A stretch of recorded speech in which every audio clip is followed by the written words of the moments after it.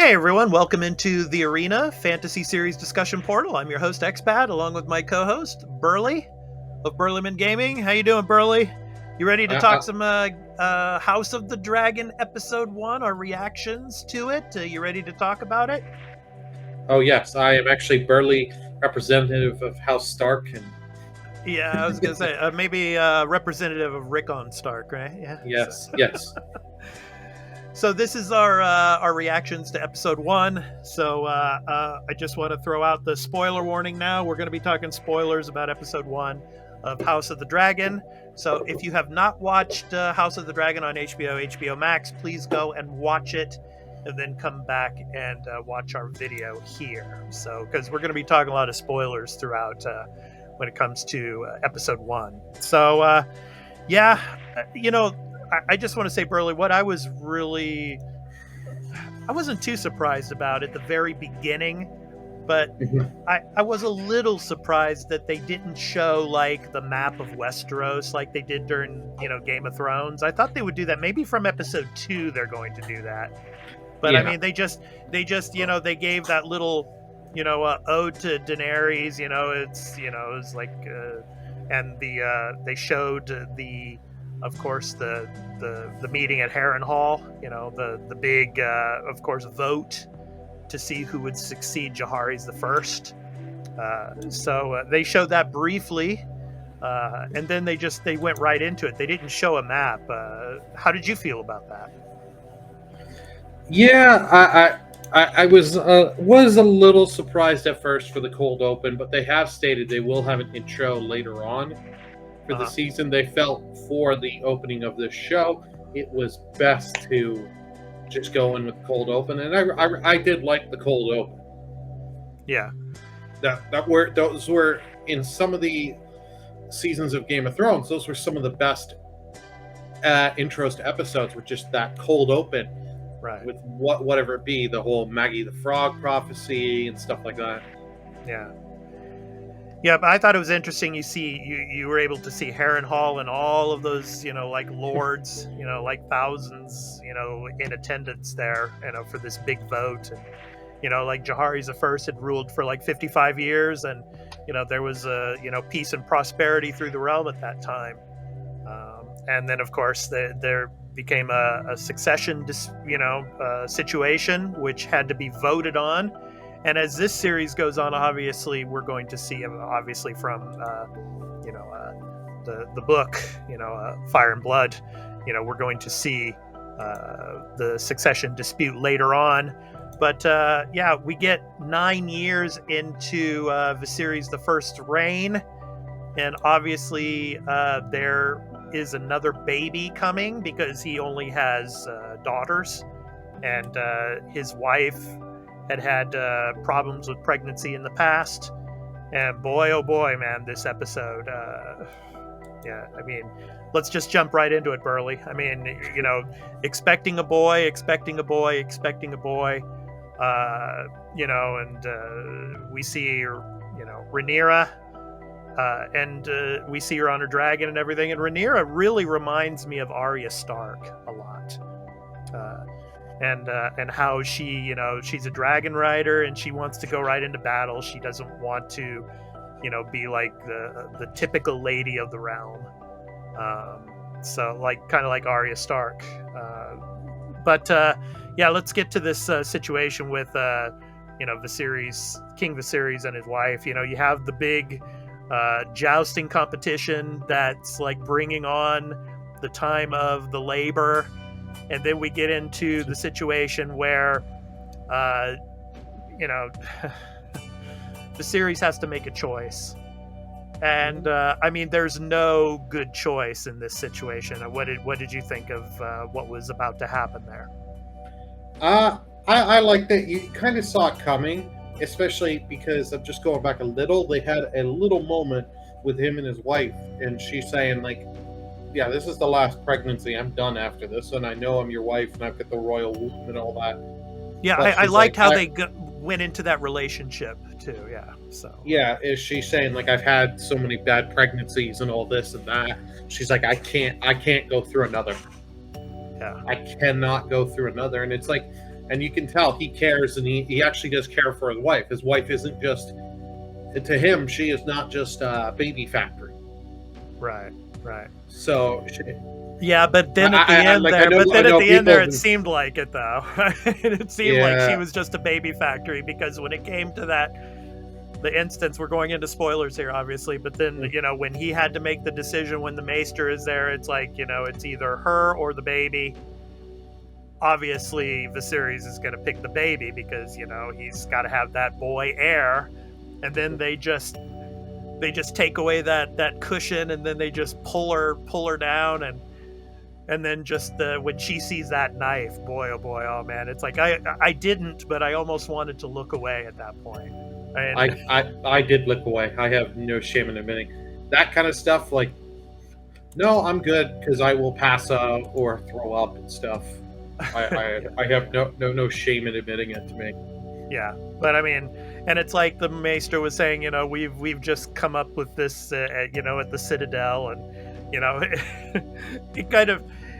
I started thinking about, like, in Star Trek 4 with Bones, when he's in that hospital, and he's like, you guys are in the Dark Ages with all this technology and everything, the Dark Ages, yeah. basically.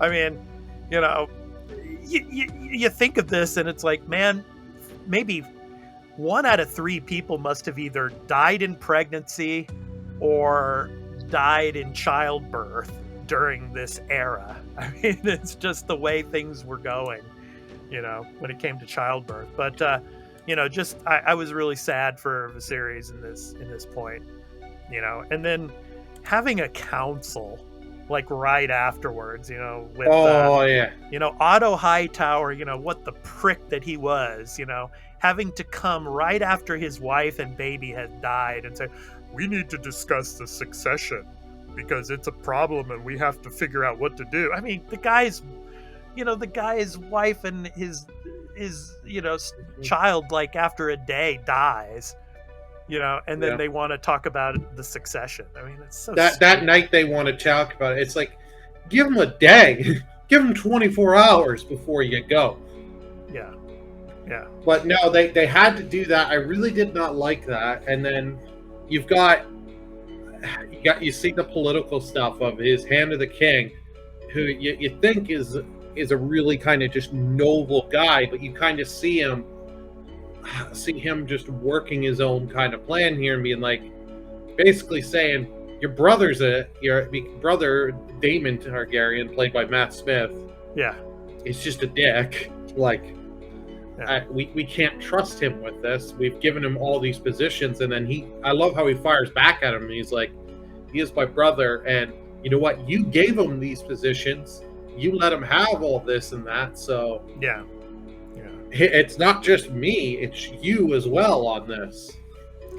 Yeah, I really like Matt Smith playing Daemon Targaryen. I mean, he's great. I mean, we're going to get to the Gold Cloak situation in a second here, but let's go back a little bit to the Jousting Competition, which I thought was really cool. You see all of these different houses. I mean, even House Bolton was there. House Tully was there. House Tarly was there. You had a lot of these, houses from the north up there, competing and everything. But that Cole guy, man, he's Dornish. He just kicked those Baratheon dudes' butts, man. When it came to the jousting, and he almost took out Daemon too. But they had their little fight afterwards, and then it just got chaotic after that. Oh yeah, that tourney just became. It starts out, it's just like brutal jousting as it was, as the sport was, and it just goes nuts. And then you almost wish it almost wish back from the season 1 of Game of Thrones, where even King Robert had some class of it, of just standing up and when the Hound and the Mountain were about to fight, and said, stop for your king, and all this, and it's like. See, Robert, even though he was a piece of shit, had some class of attorney. Like the king had went away because his wife was in labor, and he had to be there to make the impossible choice. Right. You just see no one else there. Like the hand doesn't step up. None of the other people on the small council be like, enough of this. You just see the brutality of it all. It's like, and you can see even some of the high up people that are watching there, like, oh, this is just demoralizing, disgraceful, and all that. Yeah. But let's get back a little bit to the Gold Cloaks. I mean, Daemon Targaryen, he's the head of the Gold Cloaks there, and boy, he just goes out there and he lays down the law for sure, man. It's like, it kind of looks as you're watching it as though they're going out there and just, kicking everybody's butt, no matter who they are, whether they committed some kind of crime or not. But we don't know that for sure, but I mean, he was rounding up those people, and boy, oh boy, man. I mean, it's like the one guy's like, he's a rapist, and and then you see what happens. And then, of course, you get the guy getting his hand cut off, and it just reminded me of Jaime Lannister getting his hand cut off, And it's just, just brutal, and just having box carts worth of, of heads and arms and limbs and, I mean, there were, I just want to say there were a lot of references to Game of Thrones in this first episode. I mean, you had, the name Nymeria came up, which was the name of Arya's, wolf, direwolf. You had, of course, at the beginning when, Rhaenyra is flying back to King's Landing on her dragon, and it's cool. You see the dragon pit there, and you see like the dragon tamers and stuff. They're there with the sticks and everything, and ushering them back into the dragon pit and all, and it's like the one guy on the horseback. He's like saying, I'm glad you came back in one piece, or my head would have been on a stick, a la Ned Stark, head on a stick. I forget what the actor's name is. Like his character in the show and the actual actor's name, but he is a really good actor. That character. So I can't wait to see how he's going to do, because I have a feeling, because you can see his relationship with her. How that's going to evolve. Like, is she going to be what was it? Was the one? I forget the one former Kingsguard and became Daenerys' Queensguard. Ser Barristan, I think was his name. I think he's going to have that kind of relationship, like Ser Barristan with Daenerys. Oh that's most likely. All right, Burley, let's get to the ending part. But I mean, of course, Daemon, he's sent back to the Vale and everything, but then he takes his mistress with her, and all, kind of a whisperer, on his dragon and all. It was interesting there in the hall when Viserys and Daemon are shouting at each other, and Daemon had a point though, because he knows that Otto Hightower and these others, they're just trying to take advantage of him, and he is weak in that point, and I kind of got what Daemon was trying to get at, and he is loyal to his family, though. You have to admit that, he is loyal, but he is just his own breed of crazy and all that. Like, he is right that the small council people are all. They're not all there to help them. They're all their own self-interest and all that. But is Daemon more help? The real question is Daemon worth more? Is his help worth more than all the trouble he causes? I do agree with Viserys, though, and in the sense that he doesn't deserve the crown because of his the way he is, and the council members are talking about Maegor, of course, and his rule and everything, and he would be similar to Maegor if he were to get the crown. But anyway, let's get to the ending, because I thought it was really, really interesting. A Song of Ice and Fire.